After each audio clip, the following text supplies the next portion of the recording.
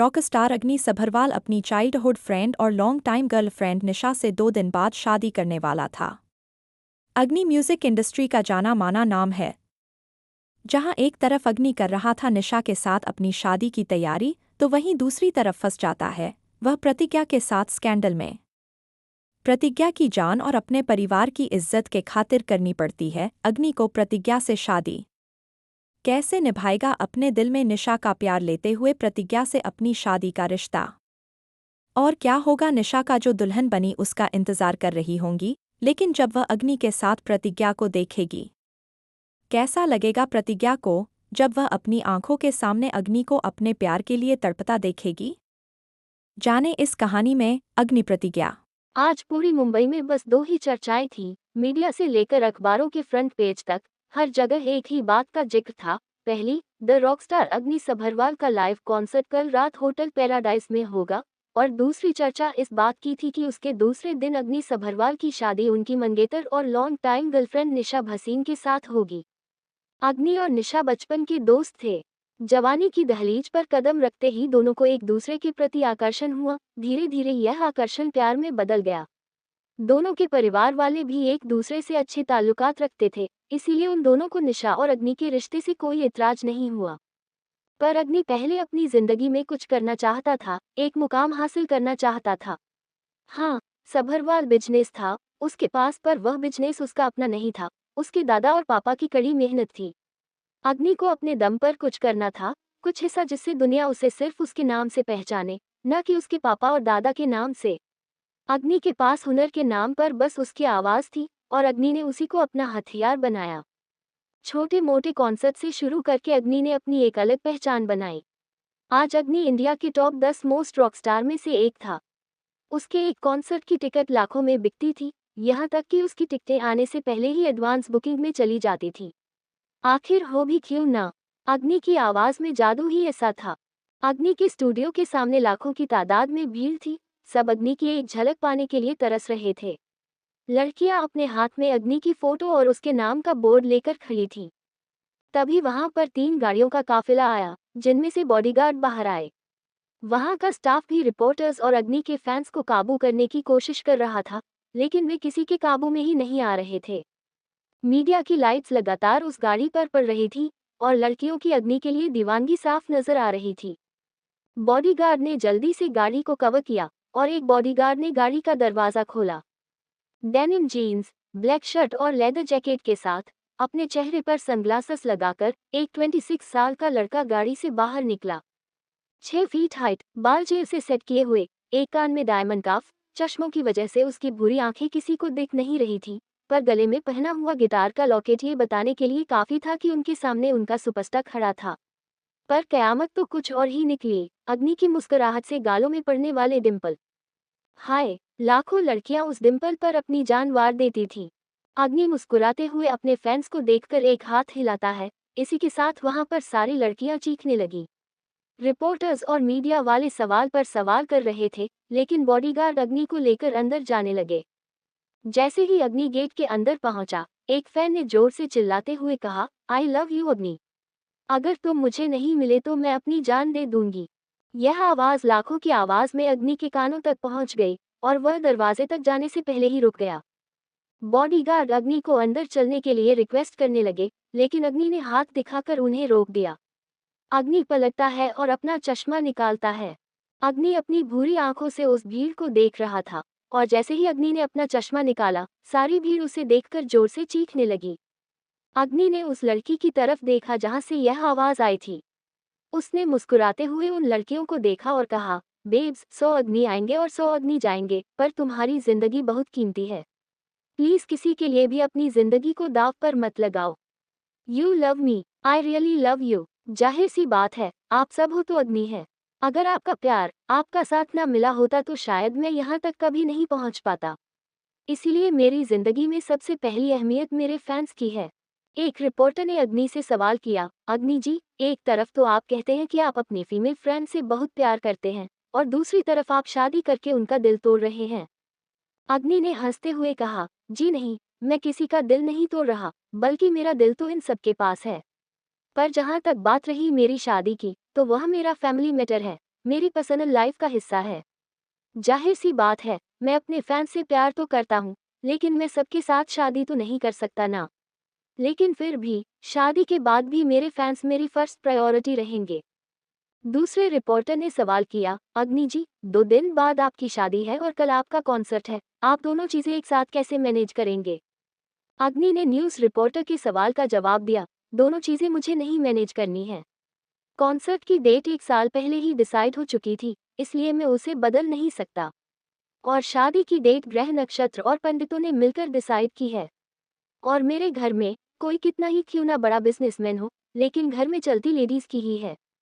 फिलहाल के लिए मेरे घर की हेड ऑफ द फैमिली मेरी दादी हैं, और मेरी दादी का कहना है कि शादी इसी डेट पर हो, और मेरे लिए मेरी दादी के शब्द पत्थर की लकीर हैं। कोई और रिपोर्टर कुछ सवाल करता इससे पहले ही बॉडीगार्ड ने आकर हाथ दिखाकर बोला, नो मोर क्वेश्चंस। इसी के साथ अग्नि ने अपना एक हाथ उठाया और अपने होठों से लगाते हुए उन लड़कियों की तरफ एक फ्लाइंग किस कर दिया।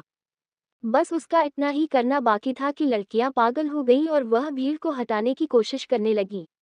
जब बॉडीगार्ड ने उन्हें ऐसा करते देखा, तो जल्दी से दरवाजा खोलकर अग्नि को अंदर ले गया। अग्नि अपने स्टूडियो जा चुका था।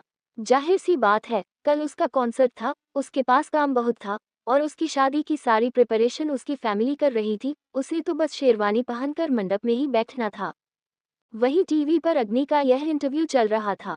अपने हाथों में मेहंदी लगाए, अपनी आंखों में टिमटिमाहट लिए, 23 साल की निशा इस इंटरव्यू को देख रही थी। अग्नि के इंटरव्यू खत्म होने के बाद निशा ने टीवी को घूरते हुए कहा, अरे बड़े फैंस को पहले रखने वाले, एक बार शादी हो जाने दो, जितना तुमने मुझे शादी से पहले परेशान किया ना, शादी के बाद गिन गिन कर बदला लूंगी। एक मुलाकात के लिए महीना इंतजार किया है मैंने तुम्हारा। पहले तो बड़े बड़े वादे किए थे, निशा, तुम्हारे लिए ये कर दूंगा, तुम्हारे लिए वह कर दूंगा, और जब करने की बारी आई तो मेरी फैंस पहले हैं। हम ऐसा कहते हुए निशा ने अपना मुंह बिठा दिया, लेकिन दरवाजे पर खड़ी निशा की माँ, रजनी जी, निशा को देखकर हंसने लगी और कहा, क्या बात है निशा, दामाद जी से क्यों गुस्सा हो रही है? निशा ने अपनी माँ को देखकर कहा, माँ, आप मेरी माँ हो, तो खामखा उसकी साइड मत लेना। वह पागल शादी के 1 दिन पहले भी कम कर रहा है। आपको पता है, जब से हमारी शादी तय हुई है ना, वह मुझे एक बार मिल भी नहीं रहा है। बस फोन पर बातें करता है, वह भी सिर्फ काम की।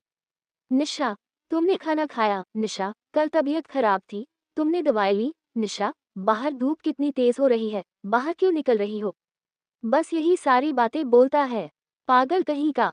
रजनी जी मुस्कुराते हुए आगे आती है और निशा के हाथों की मेहंदी देखने लगती है, जो ऑलमोस्ट सूख चुकी थी।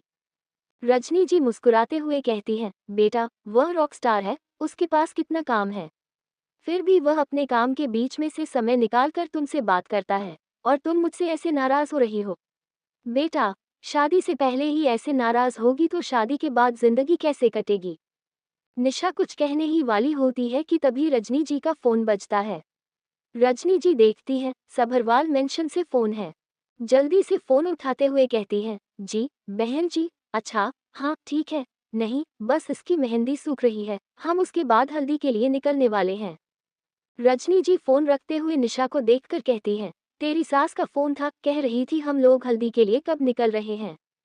निशा मुंह बनाते हुए कहती है, हम तो चले जाएंगे, पता नहीं वो पागल पहुंचेगा या नहीं।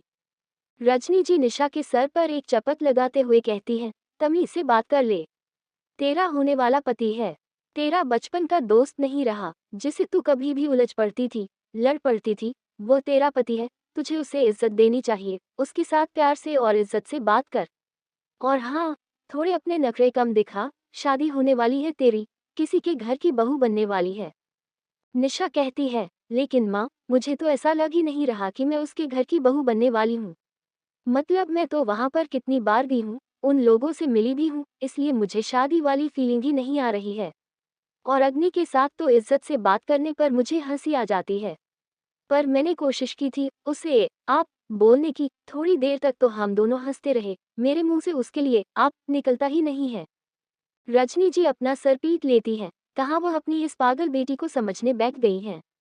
पर उन्हें खुशी थी कि निशा की शादी अग्नि से हो रही है, और वह उस परिवार में जा रही है जिन्हें वह अच्छी तरह से जानती है।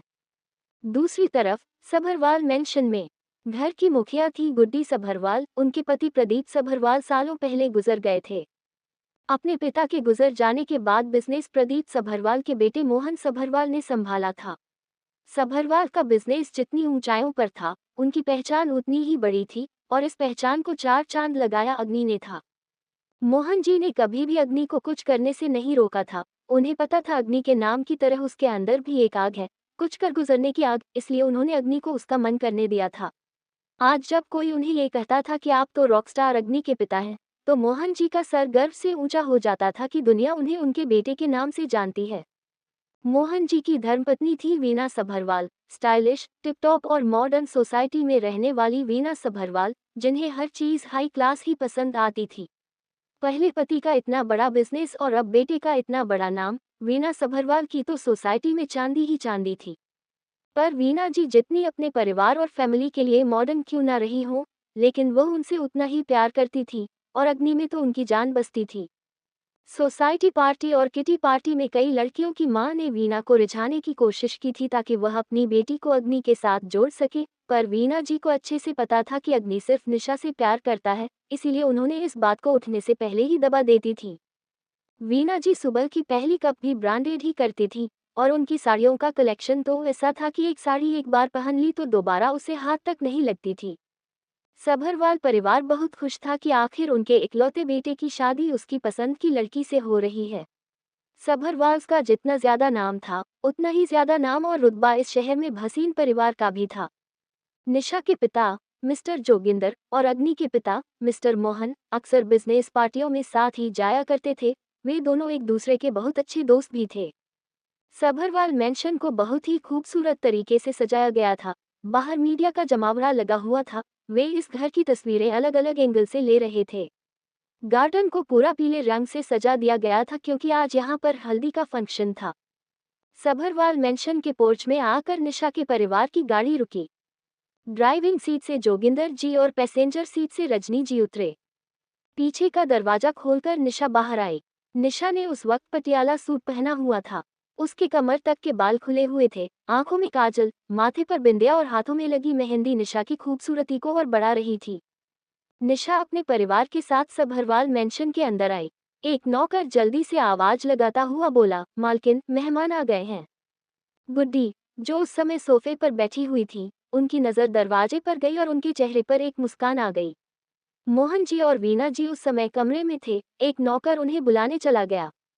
गुड्डी जी अपनी छड़ी के सहारे खड़ी हुई और मुस्कुराते हुए उस नौकर को डांटते हुए कहा, अरे बेवकूफ, ये मेहमान नहीं है, इस घर के सदस्य हैं। और फिर निशा के चेहरे को हाथों में लेते हुए कहा, और ये तो इस घर की होने वाली बहू है, मेरे अग्नि की दुल्हन। शिक्षा के चेहरे पर एक मुस्कान आ गई और वह झुककर दादी के पैर छूती है। दादी ने भी उसके सर पर हाथ रखकर उसे खुश रहने का आशीर्वाद दिया। तभी सीढ़ियों से उतरते हुए मोहन जी और वीना आ रहे थे। निशा ने जब उन दोनों को देखा तो जाकर उनके पैर छूने लगी। मोहन जी ने उसे रोक दिया और कहा, नहीं निशा बेटा, कल तक आप इस घर में बेटी की हैसियत से आई थी। तब तो हमने आपके पैर छूने नहीं दिए थे, तो बस बहू बनते ही आपका रिश्ता नहीं खत्म होता है। वीना आगे आए और निशा के गले लग गई। निशा ने भी उनके कंधे पर हाथ रख दिया। वीना निशा के एक गाल को हाथों में लेते हुए कहा, बहुत प्यारी लग रही हो तुम, किसी की नजर न लगे। ऐसा कहते हुए वीना ने अपनी आंखों से काजल का एक कतरा निशा के कानों के पीछे लगा दिया। उसके बाद दोनों परिवार आपस में गले मिले और सोफे पर बैठ गए। वह लोग शादी में होने वाली रस्मों की बात कर रहे थे। थोड़ी देर बाद वीना ने कहा, रजनी, बाकी सब तो ठीक है, लेकिन मुझे बस एक ही चीज का अफसोस रहेगा। रजनी जी ने कहा, किस बात का अफसोस रहेगा? वीना ने कहा, यही कि मुझे कभी बहू के हाथ का खाना नहीं मिलेगा। मेरी बहू को तो कुछ बनाना ही नहीं आता है। वीना की यह बात सुनकर निशा ने अपना चेहरा मायूसी से नीचे कर लिया। सच में उसे कुछ नहीं बनाना आता था। लेकिन वीना ने माहौल को हल्का करते हुए कहा, निशा बेटा, शादी के बाद मैं बहुत खड़ूस बनने वाली हूँ। मैं ये नहीं कहती कि तुम सारा खाना बनाना, लेकिन किचन में मेरे साथ हेल्प करवाना, क्योंकि मम्मी को और अग्नि को बाहर का खाना बिल्कुल पसंद नहीं है और उसे किसी और के हाथ का बना खाना भी पसंद नहीं है। निशा मुस्कुराते हुए हाँ में सर हिलाकर बोली, जी आंटी जी, मुझे पता है। एक नौकर आकर उनसे कहा, मालकिन, हल्दी की सारी तैयारियां हो गई हैं। रजनी ने वीना को देखकर कहा, वीना, अग्नि कहाँ है? सबसे पहले तो हल्दी उसे लगती है ना, उसके बाद निशा को लगेगी। वीना ने रजनी को देखा और मुस्कुराते हुए कहा, बात तो सही है तुम्हारी, पर ये लड़का सुबह से ही गायब है। कल इसका कॉन्सर्ट है, ये उसी की तैयारी कर रहा है। जोगिंदर जी ने कहा, तैयारी कर रहा है, वो सब तो ठीक है बहन जी कि वो अपने कॉन्सर्ट में बिजी है, पर शादी की रस्में भी तो होनी है। मोहन जी अपना फोन निकालते हुए बोले, मैं फोन करके देखता हूँ। दूसरी तरफ रॉकस्टार म्यूजिक कंपनी अग्नि म्यूजिक स्टूडियो में बने अपने म्यूजिक स्टेशन पर बैठा था। एक ऊंची सी चेयर पर हाथ में गिटार लिया और कानों में हेडफोन लगाए अग्नि कोई धुन बजा रहा था। उसके कुछ दूरी पर एक कांच की दीवार थी और उस कांच की दीवार के दूसरी तरफ बहुत सारे सिस्टम पर कुछ लोग अग्नि की बनाई धुन को मिक्स कर रहे थे। म्यूजिक रूम पूरा बंद था। वहां पर किसी की आवाज नहीं जाती थी और न ही कुछ सुनाई देता था। अग्नि पूरे मग्न होकर अपने धुन बनाने में लगा हुआ था। बाहर खड़ा अग्नि का दोस्त और उसका असिस्टेंट रोनित के हाथों में फोन बजा। रोनित ने देखा, ये अग्नि का फोन था और इसमें मोहन जी का नंबर फ्लैश हो रहा था। रोनित ये देखकर घबरा गया और वह जल्दी से अग्नि को देखता है, लेकिन अग्नि अपनी आंखें बंद किए अपने काम में पूरी तरह से मग्न था। रोनित पहले तो वहां से बाहर निकला और एक शांत जगह पर आकर अग्नि का फोन उठाकर बोला, जी अंकल, मैं रोनित बोल रहा हूँ। अग्नि अभी थोड़ा बिजी है। मोहन जी ने थोड़े शक्ति से कहा, रोनित, वो कितना ही बिजी क्यों ना हो, उसे कहो आधे घंटे में घर आए। यहाँ उसकी हल्दी की रस्म होनी है और वो गायब है। सभी लोग आ गए हैं, सारे मेहमान आने वाले हैं, क्या जवाब दूंगा मैं उनको? रोनित डरते हुए बोला, जी जी अंकल, बस जैसे ही फ्री होता है मैं बताता हूँ उसे कि आपका फोन आया था। आप परेशान मत होइए। रोनित वापस आया तो देखा कि अग्नि की रिकॉर्डिंग खत्म हो गई थी और वो अपना हेडफोन निकालकर माइक पर रख रहा था और केबिन से बाहर आ गया था। बाहर आते ही म्यूजिक डायरेक्टर और प्रोड्यूसर जाकर उसे बधाई दी और उसके काम की सराहना की। तभी रोनित उसके पास आया और बोला, अग्नि, घर से 2 बार फोन आ चुका है। अंकल बहुत गुस्सा कर रहे हैं। तेरी हल्दी की रस्म होनी है और तू गायब है। अग्नि हैरानी से रोनित को देखकर बोला, हल्दी की रस्म? मुझे कुछ समझ नहीं आया। रोनित ने अपना सर पीट लिया और कहा, अरे बुद्धू, तेरी हल्दी की रस्म होनी है, तुझे मैरिनेट किया जाएगा, उसी के बाद ना तुझे धीमी आंच पर भुना जाएगा। अग्नि हंसते हुए रोनित के माथे पर एक टपकी मारी और कहा, कभी तो सुधर जा। अग्नि ने रोनित को जल्दी चलने के लिए कहा। रोनित ने बाकी सारा काम म्यूजिक डायरेक्टर को बताकर वहां से निकल गया। रोनित और अग्नि सभरवाल मेंशन की तरफ जा रहे थे। रास्ते में अग्नि ने गाड़ी मोड़ दी और दूसरी दिशा में ले गया। रोनित हैरान होकर कह रहा था, अरे यार, अब गाड़ी क्यों मोड़ दी? कौन से रास्ते से घर चलना है? अंकल वैसे ही मुझ पर भड़क रहे हैं, तू लगता है आज मुझे मारकर ही मानेगा। अग्नि ने हंसते हुए रोनित को देखा, लेकिन उसने अपनी गाड़ी नहीं रोकी और उसी दिशा में चलता रहा। अग्नि की गाड़ी के पीछे उसके बॉडीगार्ड की गाड़ी आ रही थी। थोड़ी देर में सारी गाड़ियां एक मॉल के एंट्रेंस पर आकर रुक गईं। रोनित ने अग्नि से कहा, तुझे शॉपिंग करनी है? क्या तू पागल हो रहा है? जल्दी से घर चल, क्योंकि अगर मैं तुझे घर ले जाने में लेट हो गया ना, तो मेरी इतनी पिटाई होगी कि जो हल्दी तुझे लगानी है ना शगुन के तौर पर, वह मुझे लगेगी मरहम के तौर पर। अग्नि ने डैशबोर्ड से अपना मास्क और सनग्लास निकाला। मास्क लगाते हुए कहा, घर वाले तो मेरी शक्ल देखकर पिघल जाएंगे, पर वहां पर इस अग्नि के लिए कोई फायर बनी बैठी है। वह इतनी आसानी से नहीं पिघलने वाली। अग्नि के कहने के अंदाज से रोनित समझ गया कि अग्नि निशा की बात कर रहा था। अग्नि ने बॉडीगार्ड को आने से मना कर दिया और खुद रोनित के साथ मॉल के अंदर चला गया। वह जल्दी से एक ज्वेलरी शॉप में गया और वहां पर बहुत ही प्यारी और खूबसूरत सी इयररिंग्स निशा के लिए सेलेक्ट की। अग्नि के सनग्लासेस और मास्क की वजह से उसका चेहरा रिवील नहीं हो रहा था, वरना अब तक तो इस मॉल में भीड़ इकट्ठी हो जाती।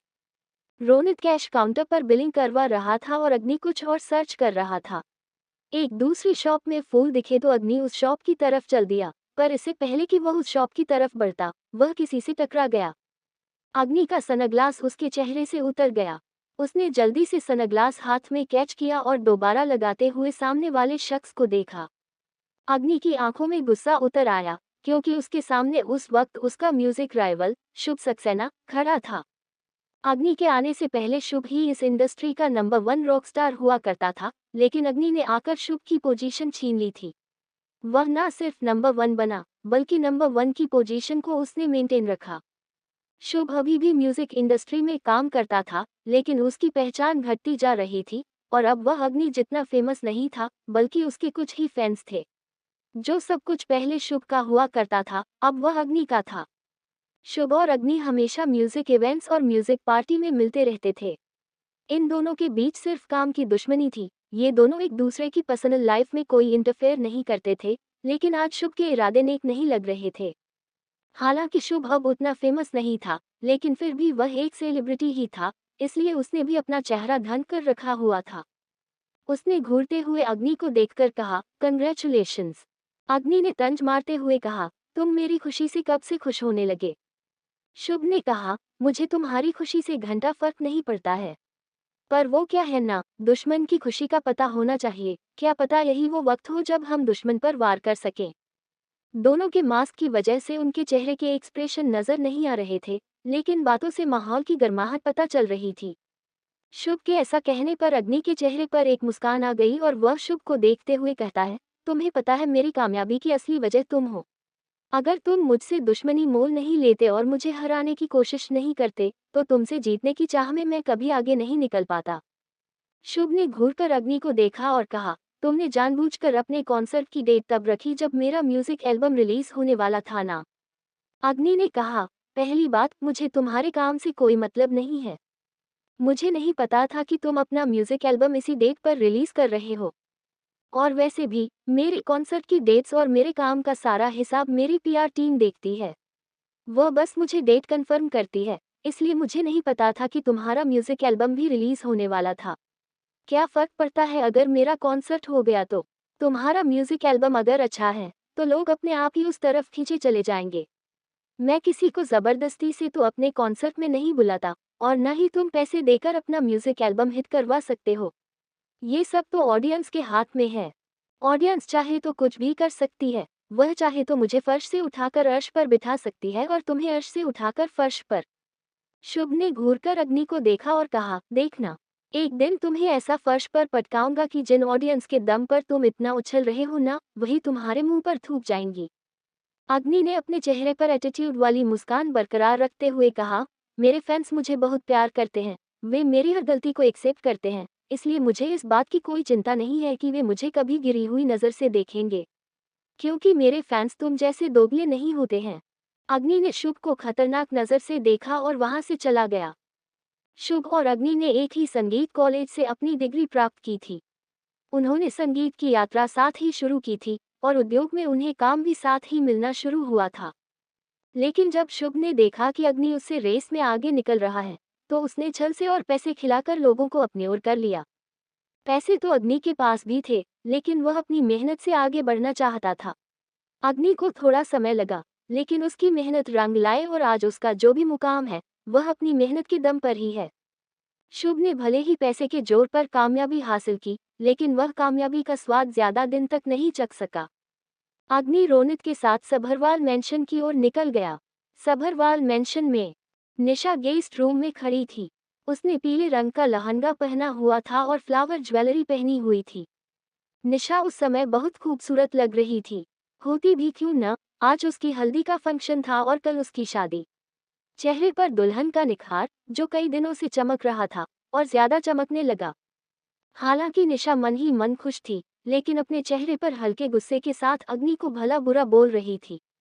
निशा अपने हाथ में पड़े एक टिश्यू पेपर के चित्रे उड़ाते हुए अग्नि की एक तस्वीर को घूर कर देख रही थी और उससे कह रही थी, मैं तो तुमसे ठीक से गुस्सा भी नहीं हो पाती, तुमसे प्यार जो इतना करती हूँ, पर तुम्हारी हरकतें ना मुझे गुस्सा दिला देती हैं।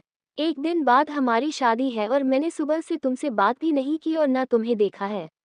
तुम्हें पता है मेरा मन कितना बेचैन हो रहा है।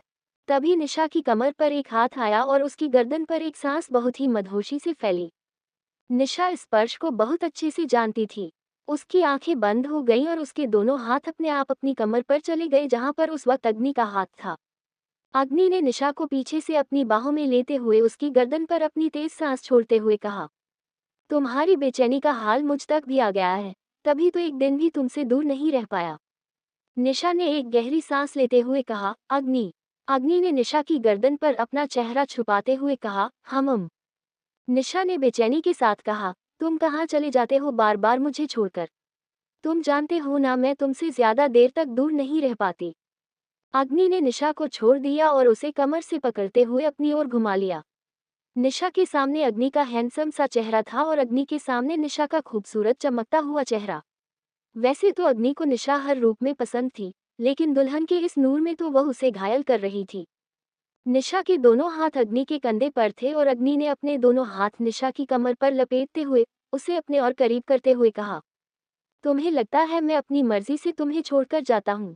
मेरा दिल ही जानता है कि जितनी देर तुमसे दूर रहता हूँ, उतनी देर मेरे दिल पर क्या बीती है। तुमसे एक पल की दूरी मेरी जान ले लेती है। अब मुझसे ये दूरी बर्दाश्त नहीं होती, इसीलिए तो जल्द से जल्द शादी कर रहा हूँ तुम्हारे साथ।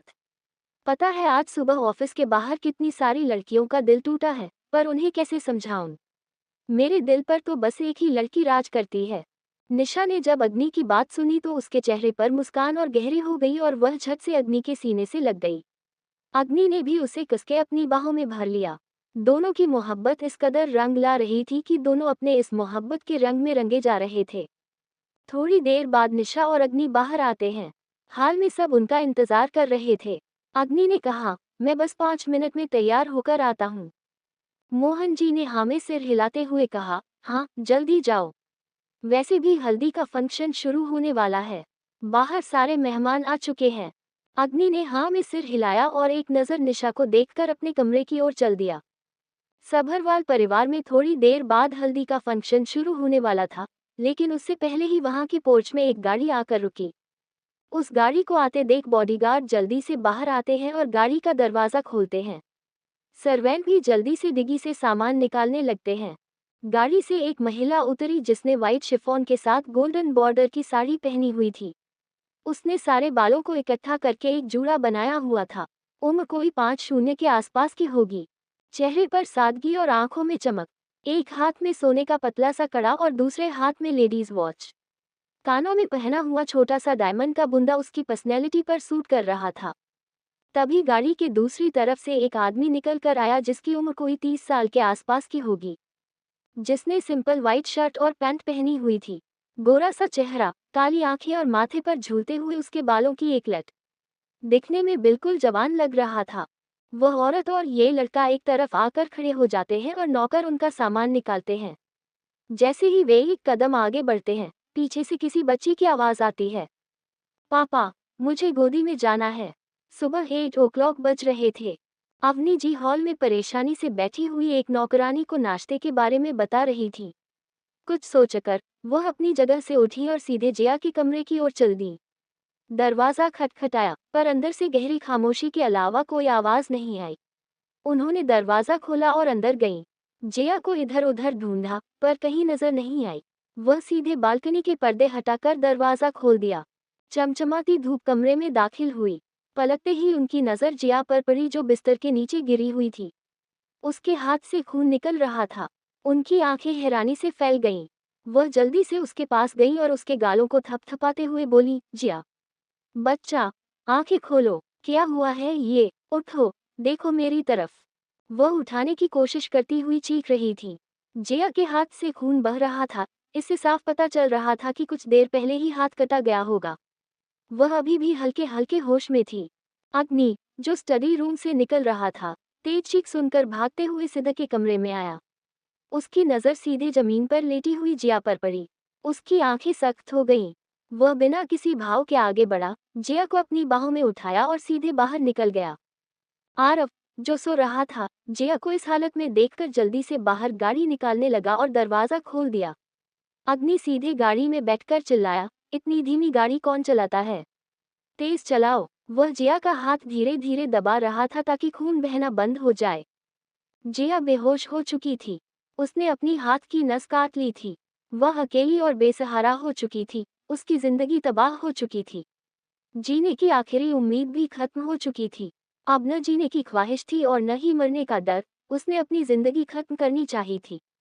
कुछ देर बाद वे अस्पताल में थे। उसके हाथ की पट्टी कर दी गई थी। डॉक्टर अग्नि के सामने खड़े होकर घबराई हुई आवाज में बोले, हमने पट्टी कर दी है। कुछ देर में होश आ जाएगा। वह मानसिक रूप से उदास है और बहुत कमजोर हो चुकी है। तो आप उनका पूरा ख्याल रखिएगा। यह मैंने उनकी डाइट चार्ट बना दिया है। बोलते हुए वह जल्दी से वहां से चला गया। अग्नि अपने हाथ में प्रिस्क्रिप्शन देखकर आरव की ओर बढ़ा और वहां से सीधे वार्ड में आया। जया को वीआईपी वार्ड में भर्ती करवाया गया था। अग्नि सीधे वार्ड के अंदर आया। उसकी नज़र जया पर पड़ी जो छत को घूर रही थी। वह अपनी जगह पर खड़ा होकर जया को घूरने लगा। जया छत को घूर रही थी।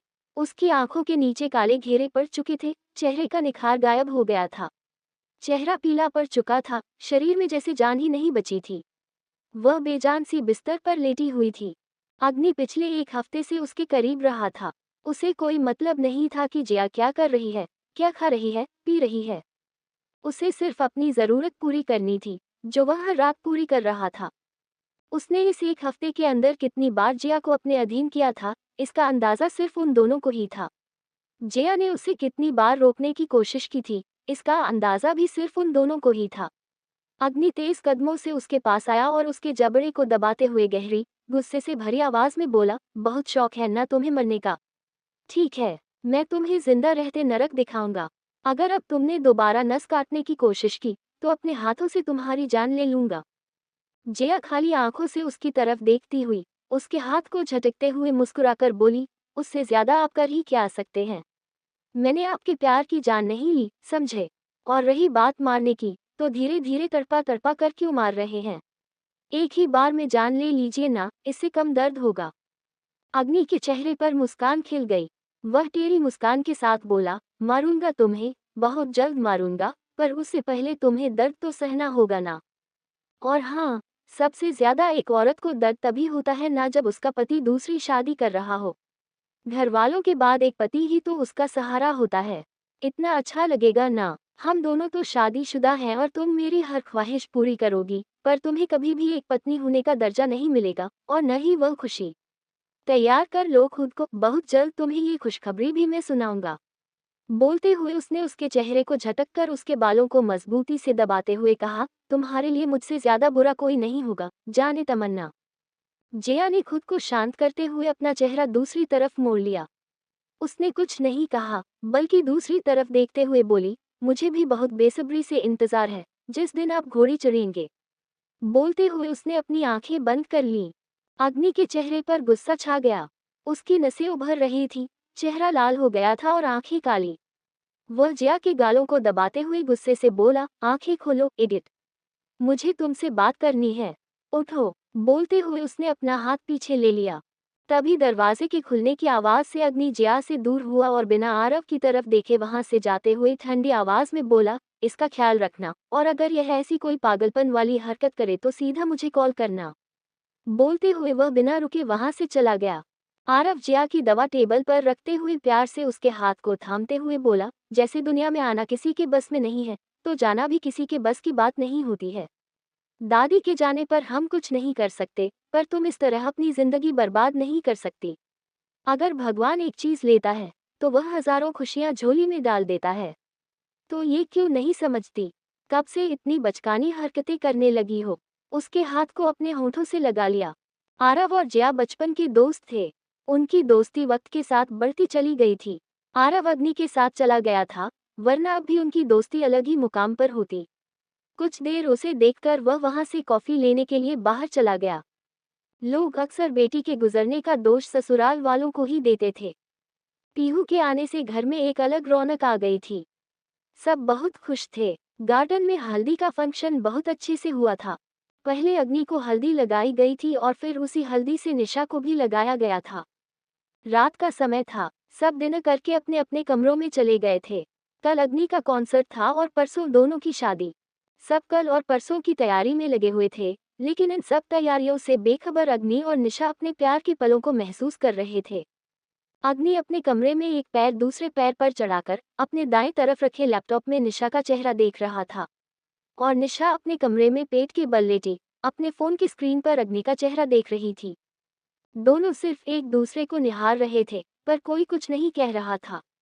इस खामोशी को तोड़ते हुए अग्नि ने कहा, कुछ कहो ना। निशा ने मुस्कुराते हुए कहा, क्या कहूँ? अग्नि ने बोला, कुछ भी कहो। तुम्हारी आवाज में तो मुझे डांट भी पसंद है। निशा ने कहा, मुझे नहीं डांटना। अग्नि ने हंसते हुए कहा, अच्छा ठीक है, मत डांटो, थोड़ी प्यार भरी बातें ही कर लो। निशा ने घूरते हुए अग्नि को देखा और मुस्कुराते हुए कहा, मुझे नहीं आती प्यार भरी बातें करनी। अग्नि ने गहरी सांस छोड़ी और कहा, वही ना, तुम्हें नहीं आती है प्यार भरी बातें करनी, वही तो सीखना है तुम्हें। निशा ने अपने चेहरे पर शर्म की लाली बरकरार रखते हुए कहा, मुझे नहीं सीखना कुछ भी, तुम बहुत बुरे टीचर हो। अग्नि ने हंसते हुए कहा, अरे इतना बुरा टीचर भी नहीं हूँ, जरा सीख के तो देखो मुझसे, बहुत अच्छे लेसन सिखाऊंगा, लाइफ टाइम याद रखोगे। अग्नि के ऐसा कहने पर निशा का चेहरा शर्म से लाल हो गया और उसने तकिए में अपना मुंह छुपाते हुए कहा, अग्नि प्लीज मुझे परेशान मत करो। निशा को यूं शर्माता देख अग्नि हंसने लगा और उसके बाद उसने निशा से कहा, अच्छा सुनो ना, बहुत मन कर रहा है तुम्हें देखने का। निशा ने शर्म की रंगत को अपने चेहरे पर बिखरे हुए ही कहा, हाँ तो देख तो रहे हो। अग्नि ने कहा, अरे ऐसे नहीं, सामने अपनी बाहों में लेकर तुम्हारा चेहरा निहारने का मन कर रहा है। निशा ने शर्माते हुए बोला, तुम जानते हो ना, हल्दी लगने के बाद लड़का लड़की एक दूसरे से नहीं मिल पाते हैं शादी तक, तो अपनी भावनाओं को कंट्रोल करो। परसों शादी है, उसके पास जितना निहारना है निहार लेना। अग्नि ने थोड़ा जोर देते हुए बोला, यार बस 5 मिनट के लिए छत पर आओ ना, मेरा ना बड़ा मन कर रहा है तुम्हें अपनी बाहों में लेने का।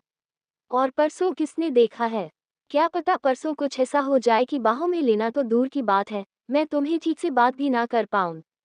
निशा ने हैरान होते हुए कहा, तुम ऐसा क्यों कह रहे हो?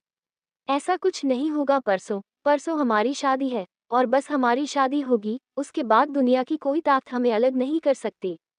अग्नि कहता है, अरे परसों की परसों देखी जाएगी, अभी तो आओ। अभी तो ऐसा लग रहा है पूरी दुनिया की ताकत हम दोनों को मिलने ही नहीं दे रही है।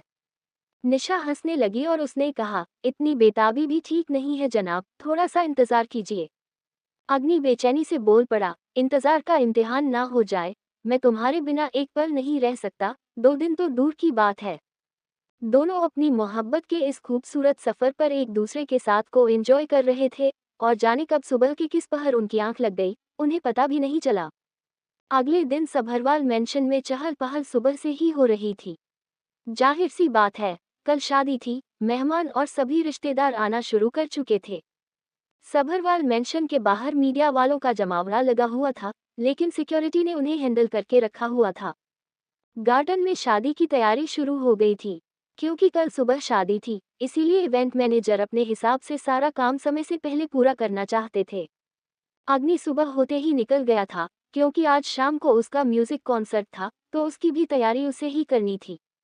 रोनित और अग्नि इस समय अपने स्टूडियो में रात के म्यूजिक की प्रिपरेशन कर रहे थे। होटल पैराडाइज में भी मीडिया ने अपना अड्डा जमा रखा था, क्योंकि रात में वहां कॉन्सर्ट होना था। निशा के लिए डिजाइनर लहंगा सभरवाल मेंशन में पहुंच गया था और निशा उसे ट्राई करके उसकी फिटिंग चेक कर रही थी। हीरे जड़ा ज्वेलरी का सेट पहले से ही उसके पास मौजूद था, जो उसे शादी में पहनना था। अग्नि के लिए शेरवानी अक्षत लेकर आया था। अग्नि को अक्षत की पसंद पर पूरा भरोसा था, इसलिए बिना किसी नखरे के उसने इस शेरवानी को पास कर दिया था।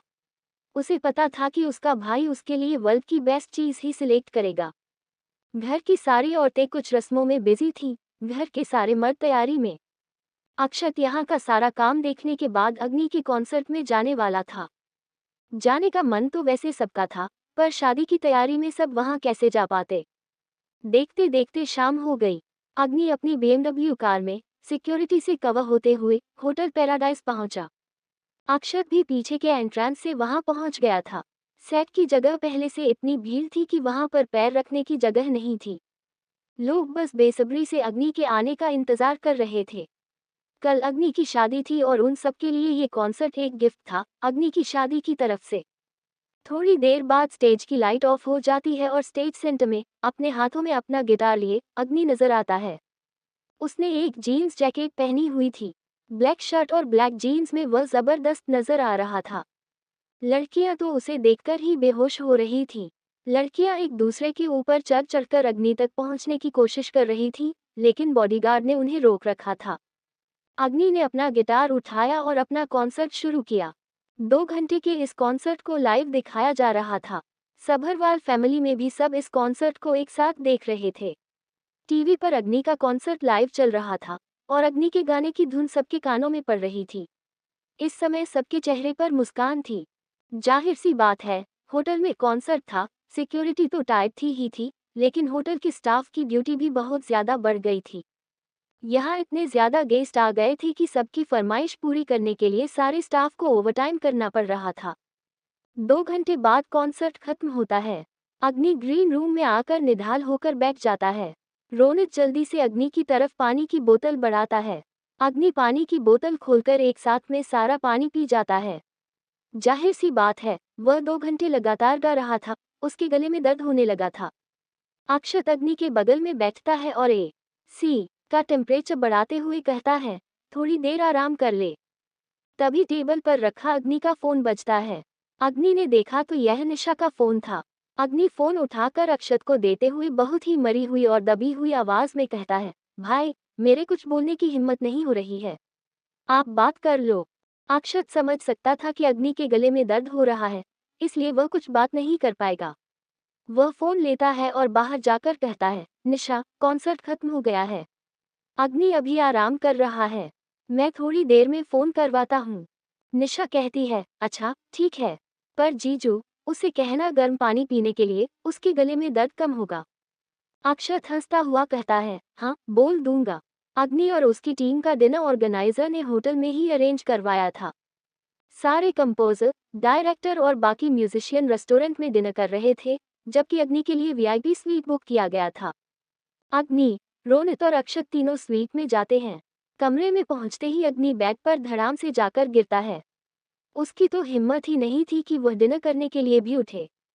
सच में वह आज काफी थक गया था, लेकिन अक्षत ने उसे उठाते हुए कहा, पहले डिनर कर ले, उसके बाद आराम कर लिया जाएगा।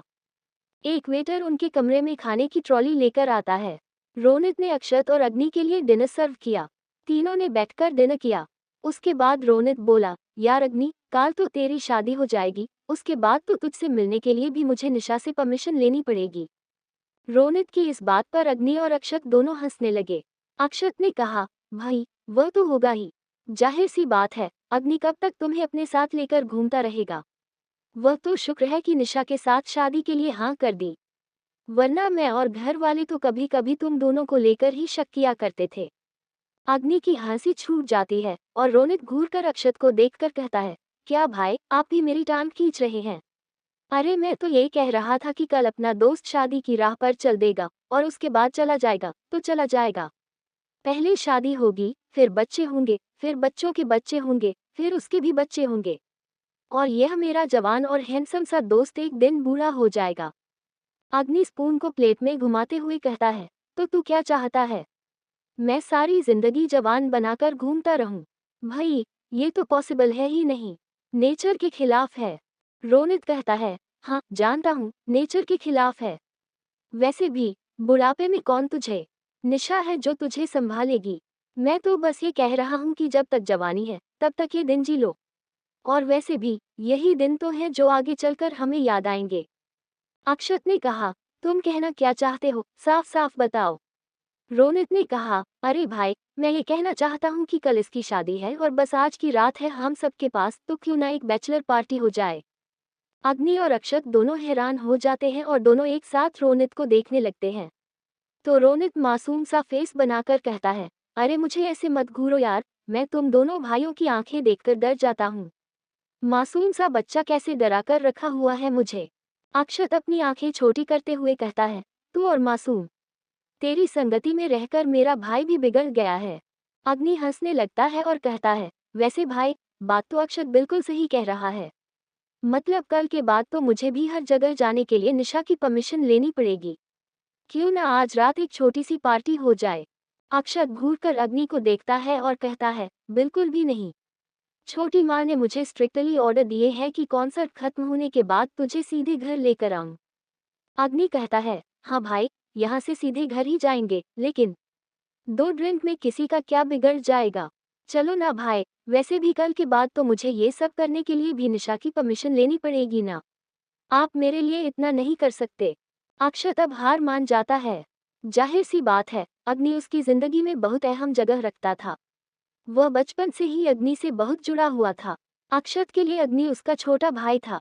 यहाँ तक कि किरण के आने के बाद भी अग्नि को अपने छोटे भाई की तरह ही प्यार और दुलार मिला था। अक्षत अग्नि की छोटी बड़ी हर जीत पूरी करता था, इसलिए आज उसका भाई एक छोटी सी पार्टी रखने के लिए कह रहा है। ये बात अक्षत कैसे नहीं पूरी कर पाता। उसने ओके कहा और सिक्योरिटी को फोन करके उन्हें तैयारी करने के लिए कहा। तीनों होटल पैराडाइज में मौजूद एक क्लब में पहुंचे। क्लब के शोरगुल में किसी को कुछ सुनाई ही नहीं दे रहा था और इतनी भीड़ में कोई किसी को देखना नहीं चाहता था। नशे में मस्त लोग अपने ही धुन में खोए हुए थे। डांस फ्लोर पर नाचते लोगों के लिए दुनिया बेमायने थी। अग्नि, रोनित और अक्षत तीनों बार काउंटर की तरफ गए और वहां से एक एक ड्रिंक ऑर्डर किया। अग्नि के चेहरे पर आज एक अलग ही चमक थी। कल उसे उसका प्यार हमेशा के लिए मिलने वाला था। आज का कॉन्सर्ट पूरे विश्व में लाइव दिखाया गया था। अग्नि की लोकप्रियता इस कॉन्सर्ट के बाद पूरे विश्व में मशहूर हो रही थी। अग्नि के चेहरे पर उसकी कामयाबी की खुशी झलक रही थी, तो वहीं इसी क्लब के किसी कोने में बैठे किसी शख्स की आंखों में अग्नि का यह मुस्कुराता हुआ चेहरा खटक रहा था। क्लब के एक वीआईपी सेगमेंट में बैठा शुभ रंधावा की आंखों में अग्नि की यह मुस्कुराहट किसी तीर की तरह चुभ रही थी। जहां आज अग्नि का कॉन्सर्ट पूरे विश्व में प्रसिद्ध हुआ था, वहीं शुभ का म्यूजिक एल्बम भी आज ही रिलीज हुआ था, पर उसका म्यूजिक एल्बम सिर्फ सीमित लोगों तक ही पहुंचा। यहाँ तक कि जितना पैसा उसने इस म्यूजिक एल्बम में लगाया था, उसका आधा भी नहीं निकल पाया। म्यूजिक प्रोड्यूसर ने शुभ को इस बात के लिए बहुत कुछ सुनाया और यहाँ तक कि उसे उसके ऊपर लीगल एक्शन लेने की भी बात कही। आज शुभ बहुत ही तिलमिलाया हुआ था, उसकी आंखों में गुस्सा उबल रहा था। अपने इसी गुस्से और निराशा को शांत करने के लिए वो क्लब आया था और यहाँ पर ड्रिंक कर रहा था। ड्रिंक करते करते भी उसका दिमाग शांत नहीं हुआ, लेकिन तभी उसकी नज़र बार काउंटर पर बैठे अग्नि पर गई, जो मुस्कुराता हुआ बातें कर रहा था। अग्नि को ऐसा देखकर शुभ अपनी हार का जिम्मेदार अग्नि को ठहराता है और वह एक झटके में सारी बोतल खत्म कर देता है। शुभ गुस्से में भड़का हुआ था। उसने गुस्से में अग्नि को देखकर कहा, आज तुम्हारी वजह से मेरा एल्बम फ्लॉप हुआ है। आज तुम्हारी वजह से मुझे उस 2 टके के प्रोड्यूसर की बातें सुननी पड़ी, जिसकी औकात नहीं थी शुभ रंधावा के सामने खड़े होने की। उसने मुझे कोर्ट की धमकी देकर गया है और इन सब का जिम्मेदार तुम हो, अग्नि सभरवाल। तुमने मुझसे मेरी खुशियां छीन ली, मेरी पहचान छीन ली, मेरा शोहरत छीन लिया। मुझसे इतना सब छीनने के बाद तुम इतने आराम से खुश कैसे रह सकते हो?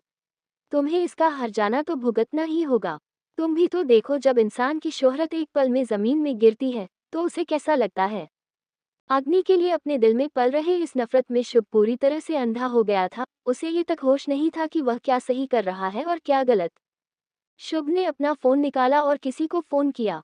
थोड़ी देर बाद क्लब के एरिया से निकलते हुए एक आदमी वीआईपी सेगमेंट की तरफ आता है और शुभ से कहता है, साहब आज माल नहीं है। शुभ उसे देखकर अहंकारी लुक देते हुए कहता है, बकवास नहीं चाहिए तुम्हारी, एक काम बता रहा हूँ वो करो। आदमी ने चालाकी से कहा, पैसे मिलेंगे। शुभ एक तिरछी मुस्कान के साथ कहता है, जितना सोचा है उससे दोगुना मिलेंगे, पर इस काम में कहीं भी मेरा हाथ नहीं आना चाहिए। उस आदमी ने एक शैतानी मुस्कान के साथ बोला, काम हो जाएगा साहब। वहीं दूसरी तरफ अग्नि हर साजिश से बेखबर आज अपनी जीत का जश्न मना रहा था। अक्षत बार काउंटर पर बैठा ड्रिंक पी रहा था और अग्नि और रोनित डांस फ्लोर पर चले गए। वे दोनों एक दूसरे के साथ ही नाच रहे थे। नहीं, दोनों एक दूसरे के सिर्फ दोस्त ही थे, पर उन्हें दोनों को ही लड़कियों से दूरी पसंद थी। क्योंकि अग्नि का तो फिर भी ठीक है, वह रॉकस्टार है, सुपरस्टार है, उसके पीछे लड़कियों का दीवाना होना बनता है। रोनित को तो लड़कियां सिर्फ इसलिए नोचने को आ जाती थी क्योंकि वह उसके सहारे अग्नि तक पहुंच सके। इसलिए वे दोनों दोस्त लड़कियों से दूर एक दूसरे के साथ नाच रहे थे।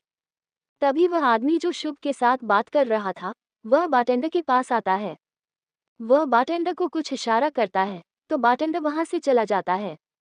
अक्षत का पूरा ध्यान इस समय अग्नि और रोनित पर था और वह अपने हाथों में लिए हुए ड्रिंक का धीरे धीरे आनंद ले रहा था। नाचने के बाद अग्नि और रोनित दोनों थक गए थे, इसलिए वापस बार काउंटर पर आकर बैठ जाते हैं। रोनित बारटेंडर को देखकर कहता है, तुम कौन हो? यहाँ तो कोई और लड़का खड़ा था ना? वह आदमी कहता है, सर यहाँ शिफ्ट बदलती रहती है। आप मुझे बताइए ना, आपको कौन सी ड्रिंक चाहिए? रोनित उस आदमी को ड्रिंक बताता है और उसके बाद अक्षत से कोई बात करने लगता है। सबका ध्यान इस समय बात पर था। वह आदमी बार में खड़ा अलग अलग बोतलों से ड्रिंक निकालकर डाल रहा था। जब वह देखता है कि किसी का ध्यान उसकी तरफ नहीं है, वह चुपके से एक गोली अपनी जेब से निकालकर एक ड्रिंक में डाल देता है। वह ड्रिंक को काउंटर पर रखता है और जिस ड्रिंक में उसने कुछ मिलाया था, वह अग्नि की तरफ बढ़ा देता है। तीनों अपनी अपनी ड्रिंक उठाते हैं और एक दूसरे को चीयर्स करते हुए ड्रिंक खत्म करते हैं। जैसे ही अग्नि ने अपनी ड्रिंक खत्म की, बार काउंटर पर मौजूद उस आदमी ने वीआईपी सेगमेंट की तरफ देखते हुए हाँ में सर हिलाया। तभी वहां पर बार का मैनेजर आता है और वह अग्नि को देखकर कहता है, हेलो अग्नि, बहुत खुशी हुई कि आप हमारे यहाँ पर आए। अग्नि मैनेजर से सामान्य रूप से बात कर रहा था। मैनेजर अग्नि के साथ किसी इवेंट के बारे में चर्चा कर रहा था, लेकिन इतने शोर में अग्नि कुछ समझ नहीं पा रहा था। मैनेजर ने उसे थोड़ा अलग बुलाकर अग्नि से बहुत जरूरी बात करने की बात कही। अग्नि के लिए उसका काम हमेशा सर्वोच्च प्राथमिकता था, इसलिए वह मैनेजर के साथ क्लब के बाहर आ गया। क्लब के बाहर अग्नि मैनेजर के साथ किसी इवेंट के बारे में बात कर रहा था। अग्नि ने कहा कि उसे मैनेजर का प्रस्ताव पसंद आया, लेकिन वह सारी जानकारी बाद में देगा, अग्नि की टीम इस पर विचार करेगी। मैनेजर ने ओके कहा और चला गया। अग्नि क्लब की ओर मुड़ा ही था कि अचानक उसका सिर चकरा गया। अग्नि ने अपना सिर पकड़ा और आगे बढ़ते ही गिरने लगा। इससे पहले कि वह गिरता, वही आदमी उसे संभाल लिया जिसने उसे ड्रिंक दी थी। वह आदमी पहले अपने आसपास देखा कि किसी ने उसे देखा तो नहीं। पूरी तरह संतुष्ट होने पर उसने अग्नि को वहां से उठा लिया। वह कॉरिडोर के पीछे के रास्ते से निकला, जिससे गार्डों की नजर उस पर नहीं पड़ी। वह आदमी अग्नि को कॉरिडोर के कोने में ले गया जहां शुभ पहले से इंतजार कर रहा था। अग्नि लगभग बेहोश हो चुका था। शुभ ने उसे उस हालत में देखा तो उसका मन किया कि उसकी जान ले ले, पर तड़पाने में जो मजा है, मारने में कहाँ। यही सोचकर शुभ के चेहरे पर एक शैतानी मुस्कान आ गई। उसने उस आदमी की मदद से अग्नि को एक कमरे में छोड़ दिया और फिर उस आदमी से कहा, सामान निकालो। उस आदमी ने अग्नि को देखकर कहा, सर, सामान तो दूंगा, लेकिन यह आदमी पागल हो जाएगा और पागलपन में अगर उसे वह चीज नहीं मिली तो वह खुद को नोचने लगेगा। इन सब चक्कर में ये खुद को घायल कर लेगा। शुभ ने मक्कारी से कहा, वही तो मैं चाहता हूँ। मैं चाहता हूँ ये खुद को घायल कर ले, खुद को इतना नोचे कि इसके शरीर पर बने जख्म इसके वजूद का हिस्सा बन जाए। उसके बाद शुभ ने अग्नि को देखकर कहा, कल इसकी शादी है ना। शादी के दिन अगर मैंने तुम्हारी इज्जत की बारात नहीं निकाली तो मेरा नाम शुभ रंधावा नहीं। उस आदमी ने अपनी जेब से एक छोटा सा इंजेक्शन और सीरिंज निकालकर शुभ को दे दी। शुभ ने सीरिंज में दवा भरी और उसे तुरंत अग्नि के शरीर में इंजेक्ट कर दिया। अग्नि बेहोश था, पर फिर भी उसे अपने शरीर में दर्द का एहसास हुआ और वह थोड़ा सा कसमसाया। उसके चेहरे पर दर्द साफ दिखाई दे रहा था। शुभ के चेहरे पर शैतानी मुस्कान थी और मन में अग्नि के लिए गुस्सा साफ दिख रहा था। शुभ ने देखा कि अग्नि का फोन बज रहा है। उसने अग्नि की जेब से फोन निकाला और देखा कि स्क्रीन पर भाई फ्लैश हो रहा है। उसने फोन काट दिया और स्विच ऑफ कर दिया। उसने फोन साइड टेबल पर रख दिया और अग्नि को देखकर मक्कारी से मुस्कुराते हुए वहां से निकल गया। वही क्लब में अक्षत का फोन कट गया था और अब उसका फोन स्विच ऑफ आ रहा था। वह अग्नि को कई बार फोन कर चुका था, लेकिन एक बार बेल बजने के बाद फोन स्विच ऑफ ही बता रहा था। अक्षत और रोनित दोनों परेशान हो गए कि अग्नि अचानक कहाँ चला गया। वे मैनेजर के पास पहुंचे तो मैनेजर ने बताया कि उसने अग्नि से बात की थी और उसके बाद वह अपने केबिन में आ गया था। उसे नहीं पता था कि उसके बाद अग्नि कहाँ गया। अक्षत और रोनित एक दूसरे को देखते हैं। वे उस वीआईपी स्वीट में भी देखने गए जहां वह ठहरे थे, लेकिन अग्नि वहां भी नहीं था। उन्होंने अग्नि की टीम से भी पूछा, पर किसी को कुछ नहीं पता था कि अग्नि अचानक कहाँ चला गया। तभी उनकी टीम में से किसी ने कहा, हो सकता है कि बॉस घर चले गए हों। अक्षत और रोनित एक दूसरे को देखकर सोचने लगे कि वह कैसे घर चला गया, और घर गया भी तो हमें बताया क्यों नहीं। हम सब तो साथ घर जाने वाले थे। तभी ऑर्गेनाइजर ने कहा, वैसे अग्नि सर निशा माम के लिए कुछ प्लान कर रहे थे, कोई सरप्राइज। मुझे लगता है शायद इसीलिए वह जल्दी चले गए हों और वह आप लोगों को नहीं बताना चाहते हों। रोनित अक्षत को देखकर कहता है, भाई, हमें लगता है कि हमें मेंशन जाकर पता करना चाहिए क्योंकि अग्नि अक्सर निशा के लिए ऐसे सरप्राइज प्लान करता रहता है और उसके बारे में किसी को बताता भी नहीं है। अक्षत सिर हिलाता है और पूरी टीम को घर भेज देता है। अक्षत रोनित को लेकर साबरवाल मेंशन आ जाता है, लेकिन उसके मन में एक डर घर कर रहा था। उसे कहीं न कहीं ऐसा लग रहा था कि कुछ होने वाला है। वहीं दूसरी तरफ 1 घंटे बाद अग्नि को होश आया। होश में आते ही उसका सिर बहुत भारी था, जैसे किसी ने उसके सिर पर पहाड़ रख दिया हो। अग्नि किसी तरह अपना सिर पकड़कर बैठता है, पर तभी उसके शरीर में एक अजीब सी हलचल होने लगती है। उसे ऐसा लग रहा था कि हजारों चींटियां और हजारों सुइयां उसके शरीर में चुभ रही हों। उसका एक एक रोम किसी भट्टी की तरह तप रहा था। अग्नि का दिमाग संतुलन में नहीं था। उसने अपने बालों को जोर से नोचा। आखिर उसे क्या हो रहा था? उसका शरीर किसी भट्टी की तरह तप रहा था और उसे नहीं पता था कि उसे इतनी बेचैनी क्यों हो रही थी। वह सीधा लड़खड़ाता हुआ उठता है और अपने शरीर को नाखूनों से नोचने लगता है। उसने एक जीन्स जैकेट पहनी हुई थी जो उसे किसी दुश्मन की तरह महसूस हो रही थी। अग्नि ने सबसे पहले जैकेट उतारा और उसे एक कोने में फेंक दिया। वह शर्ट और जीन्स में था, पर उसे बहुत बेचैनी हो रही थी। उसका अपना शरीर उसे दुश्मन सा लग रहा था। उसे अचानक इतनी गर्मी क्यों लगने लगी थी? वह लड़खड़ाता हुआ सहारा लेता हुआ बाथरूम में गया। उसने शॉवर चालू किया, लेकिन ठंडा पानी भी उसकी तपन शांत नहीं कर पा रहा था। उसने शर्ट उतारकर बाथरूम के कोने में फेंक दी और अपनी बनियान फाड़ दी। अग्नि की सांसें फूल रही थी, उसकी आंखें अंगारों सी लाल हो गई थी। शॉवर के नीचे खड़ा वह खुद को नोच रहा था। उसे नहीं पता था कि उसे क्या चाहिए, बस इस आग जैसी गर्मी से मुक्ति चाहिए थी। तभी कमरे में हलचल हुई। अग्नि कुछ सोचने समझने की हालत में नहीं था। कमरे की हलचल से उसे कोई मतलब नहीं था। पर अचानक बाथरूम का दरवाजा खुला। अग्नि ने अपनी आधी खुली आंखों से दरवाजे पर देखा। एक लगभग 22 साल की लड़की, सफेद शर्ट और स्कर्ट में, शर्ट पर एक काला बैच लगाए हुए थी। अग्नि को धुंधला धुंधला किसी लड़की का रूप दिखाई दे रहा था, पर वह उसे पहचान नहीं पा रहा था। तभी उसके कानों में उस लड़की की आवाज आए, आई एम सॉरी सर, लेकिन ये रूम किसी के नाम पर बुक नहीं है। आप यहाँ कैसे आ गए? अग्नि शॉवर से चलकर बाथरूम के दरवाजे के पास आया, जहाँ लड़की मुंह फेरकर खड़ी थी क्योंकि अग्नि सिर्फ जीन्स में था। उसकी ऊपरी बॉडी पूरी तरह दिखाई दे रही थी और उसकी मस्कुलर चेस्ट तूफान सी फूल रही थी।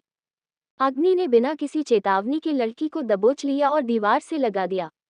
लड़की एक पल के लिए घबरा गई और घबराई हुई नजरों से अग्नि को देखा। फिर अगले ही पल उसकी आंखें हैरानी से बड़ी हो गईं और उसने चौंकते हुए कहा, आप तो अग्नि सभरवाल है ना, दी रॉक स्टार।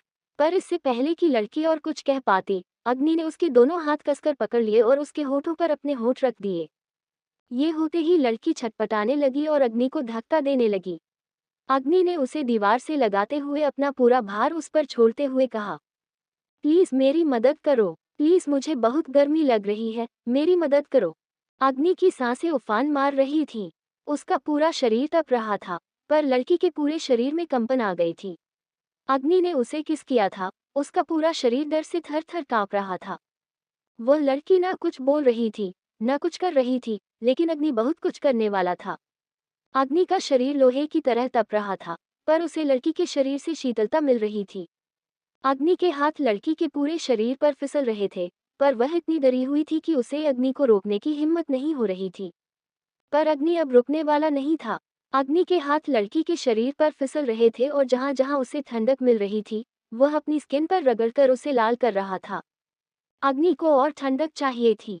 उसका शरीर उसके दिमाग के नियंत्रण में नहीं था और उसने बिना सोचे समझे लड़की की शर्ट का बाजू फाड़ दिया। लड़की अचानक होश में आए और अग्नि को धक्का देते हुए बोली, प्लीज सर, मैं गरीब लड़की हूँ, प्लीज मुझे छोड़ दीजिए। लेकिन अग्नि ने उसे कसकर पकड़ते हुए गिड़गिड़ाते हुए कहा, मेरी मदद करो, प्लीज मेरी मदद करो। अग्नि जिस तरह गिड़गिड़ा रहा था, लड़की की आंखें अग्नि पर ही टिक गई। उसने अग्नि को हजारों बार देखा होगा, लेकिन आज अग्नि की हालत कुछ ठीक नहीं थी और अग्नि का दिमाग पूरी तरह बेकाबू हो रहा था। उसके सामने सिर्फ एक लड़की का रूप था, पर वह उसकी शक्ल अपने दिमाग में नहीं बिठा पा रहा था। अग्नि ने लड़की को अपनी गोद में उठा लिया। लड़की बस अग्नि के चेहरे को देखती रही, हालांकि उसके शरीर में डर की लहर दौड़ रही थी। अग्नि उसे बिस्तर पर बिठाता है और उसके ऊपर आ जाता है। लड़की बहुत विनती से कहती है, सर प्लीज मुझे छोड़ दीजिए, मैं यहाँ से चली जाऊंगी सर, प्लीज मुझे छोड़ दीजिए। ये गलत है सर, प्लीज मुझे छोड़ दीजिए। पर अग्नि के दिमाग ने उसके सोचने समझने की पूरी क्षमता ही छीन ली थी। सभरवाल मेंशन। अक्षत और रौनक दोनों सभरवाल मेंशन पहुंचे और सबसे पहले अग्नि के कमरे में गए। उसका कमरा पूरी तरह खाली था। बाथरूम, बालकनी, उन्होंने हर जगह देखा, पर अग्नि कहीं नहीं था। उसके बाद रौनक सीधे निशा के कमरे की तरफ बढ़ने लगा, लेकिन अक्षत ने उसे रोकते हुए कहा, किसी ने देख लिया तो। रौनक ने कहा कि वह बस बाहर से झांक कर देखेगा। रौनक निशा के कमरे की खिड़की हल्का सा खोलता है और अंदर झांक कर देखता है। निशा कमरे में नहीं थी। रोनित अक्षत से कहता है, भाई, निशा भी इस वक्त कमरे में नहीं है। अक्षत कहता है, लगता है अग्नि और निशा दोनों एक साथ हैं। ये बात घर में किसी को मत बताना, क्योंकि शादी से पहले इन दोनों का मिलना घर वालों को पसंद नहीं आएगा। रोनित हाँ में सिर हिलाता है। उसके बाद रोनित सीधे गेस्ट रूम की तरफ जाता है और अक्षत अपने कमरे की तरफ। सबको लग रहा था कि निशा इस वक्त अग्नि के साथ है, लेकिन निशा इस वक्त पीहू के साथ उसके कमरे में थी।